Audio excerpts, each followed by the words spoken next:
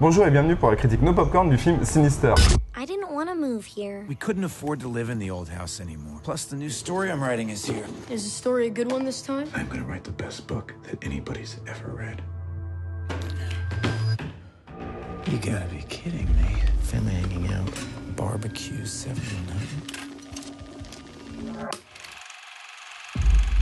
That's the family who lived here. Tout de suite, retrouvez la vie de la team No Popcorn.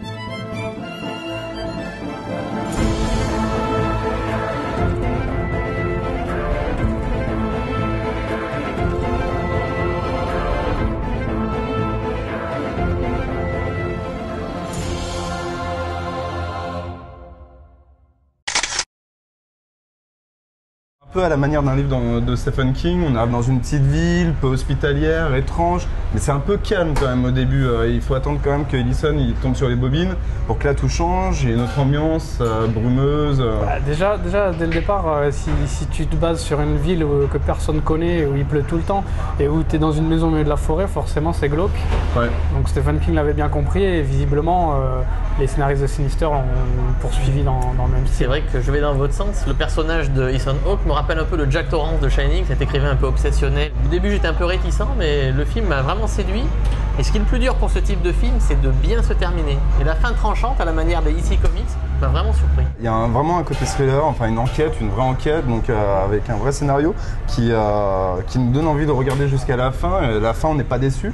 Après, moi j'ai trouvé quand même qu'il y avait au niveau côté frisson, pas le côté thriller mais le côté frisson, où bon on tombe dans un classicisme un petit peu facile. Il faut dire quand même, le film nous offre parfois quelques images vraiment dérangeantes. J'ai pas dormi pendant 3 nuits. Non mais en fait c'est plus la manière qu'ils ont de casser les clichés des films d'horreur. On n'est pas dans le truc trop dégueu, on n'est pas dans le truc trop flippant avec les portes qui claquent et tout. Mais donc ils cassent les clichés, mais ils ont une manière d'induire ces trucs un peu flippants. Et tu peux te dire, mince, mais quand ça craque le parquet chez moi, c'est peut-être la même chose. Ouais. Donc c'est ça qui donne un peu de valeur à ce film en fait. Ellison, le personnage d'Ethan Hawke, il ressent des âmes sans les voir. On n'en dit pas plus, mais ça j'ai trouvé par contre que ça, justement, ça cassait un petit peu les clichés. La fin prend à contre-courant un des grands clichés du film de maison hantée et s'en sert pour faire peur. Le scénario était quand même pas mal fait, classique mais solide. Think these are serial murders? I don't know. First one I found dates back to the 60s. The only link between all these cases is the symbol. The symbol is associated with a pagan deity named Bagul. He consumes the souls of human children.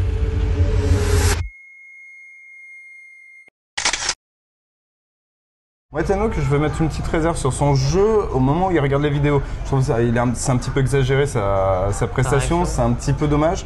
Bon, après, il se rattrape largement sur le reste du film. Hein. C'était bien. Justement, c'est sûr, il est un peu naïf. Parce que moi, je me balade pas dans une maison hantée sans allumer la lumière, certes. Mais justement, dans sa manière de jouer l'écrivain qui a perdu sa gloire et qui court après et qui est prêt à aller jusqu'à habiter dans la maison où ont été tués des gens, et je trouve qu'il joue bien ce mec qui, au final, vit pour son truc et met sa famille de côté. J'ai bien aimé aussi les seconds rôles, ils sont peu nombreux mais très efficaces, en particulier l'acteur dont j'ai oublié le nom, qui joue le rôle du détective So.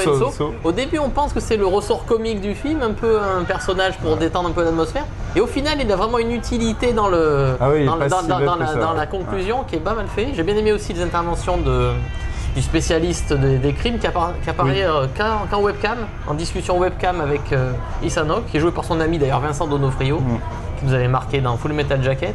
Et ils arrivent quand même à rajouter des personnages sans rompre le huis clos.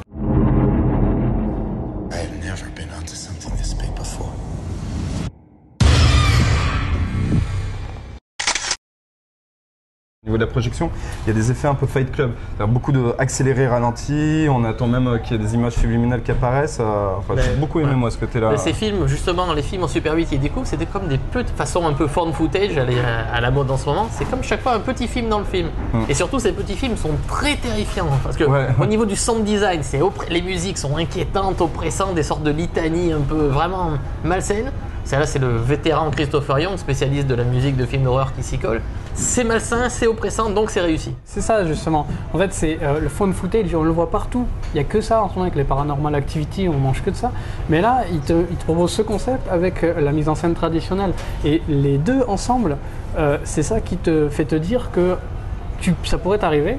Bon. on est des adultes, hein, quand même. Mais c'est un mélange en fait, on n'a pas ou l'un ou l'autre, et ce mélange, ça colle. Et en plus, ce qui est marrant, c'est qu'ils ont toujours des petits noms anodins, une partie de campagne, Oui, c'est vrai, il y a un petit barbecue, un petit côté ironique dans le monde de chaque vidéo. On n'en menait pas large, hein, je m'en souviens pendant la projection. Au niveau de l'inspiration, comme je disais tout à l'heure, on sent bien qu'il y a du Stephen King, mais il y a aussi l'Exorciste. D'ailleurs, Scott Derrickson, il a fait l'exorcisme d'Emily Rose. J'ai bien aimé que le réalisateur use de toutes les ficelles du film de maison hantée, apparition d'animaux, apparition de fantômes, bruit inquiétant de parquet qui craque. Tout ça pour maintenir l'attention perpétuellement dans le film entre les projections des bobines Super 8 qui marquent vraiment les moments de grande terreur du film. Donc ça maintient une tension et c'est vraiment bien fait. Bon, des fois ça prête un peu à sourire, mais au moins ça a le mérite de toujours nous mettre en état d'éveil. Dans le même style, on a le bruit dans le grenier où t'as jamais d'ampoule dans la maison. Apparemment, ils viennent d'emménager, mais ils ont fixé aucune ampoule. Le bruit dans le grenier, tu y vas avec ton iPhone. Mais en fait, c'est bête, ça nous arriverait jamais, et ça fonctionne. Ça fonctionne complètement en fait. Sweetheart, what are you doing? Painting. I wanted to paint her picture. Who are you talking about? Stephanie. She used to live here. Alors, pour conclure, Space, qu'est-ce que t'en dis? Eh bien, les 2 heures du film passent très rapidement. On a peur. Souvenez-vous du coup de la tondeuse à gazon. Donc pour ce mélange de Shining et de The Ring, je mets la note de 7 sur 10 parce que l'essentiel pour un film de terreur, c'est de faire peur. Et toi? Pour moi, les 2 heures du film sont passées très longuement parce que j'avais peur et je pense que 6 heures, ça plaira à ceux qui en ont dans le pantalon, donc c'est 7 sur 10. Et toi, Yann Chasp? Bah, moi, même s'il y a quelques petits défauts de rythme, je trouve que c'est un très bon thriller. Forcément, je veux pas dire qu'on n'a pas peur. Après le visionnage, on n'a pas envie d'être dans le noir, donc ça c'est sûr. Donc c'est un très bon film quand même, donc je vais lui mettre un 6 sur 10.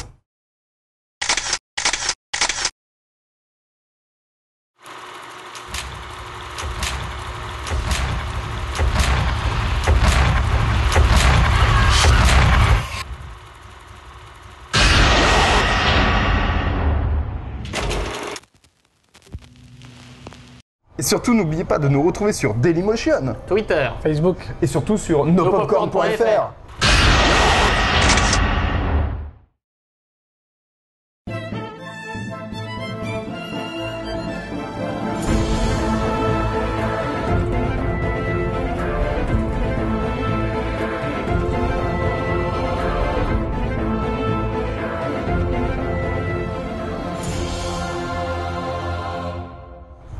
C'est bon? c'est bon? Allez, on y va. Silence, ça tourne. Maquillage, retrouve. Moteur, Ouais. action. Bonjour et bienvenue sur No Popcorn pour la critique du film Sinister. C'est l'histoire de... Allez, 1, 2, 3. Bonjour et bienvenue pour la critique No Popcorn du film Sinister. Je pensais à Finistère, putain. Du film Sinister. Allez, Bêtisier. 1, 2, 3. Bonjour et bienvenue pour la critique du film... Ah putain, non mais là ça va pas me le faire. Non, mais c'est bon. Alors on enchaîne. Enfin, j'enchaîne. Allez, go. Relatons les ordres...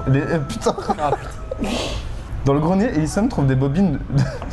Les bobines. Bobines, ça va pas. Tu veux pas que je le lise? Tu veux pas que je le lise? Pas bon, les bobines, ça Tu veux va pas que je le lise? Mais ça permet de maintenir la tension constante entre les clous des films, le clou du film qui est à chaque fois la projection du petit film Super 8. Refait. Les clous, c'est pour mais les allez, réalisateurs. refais. Bon, alors pour conclure, Spaz, qu'est-ce que t'en dis?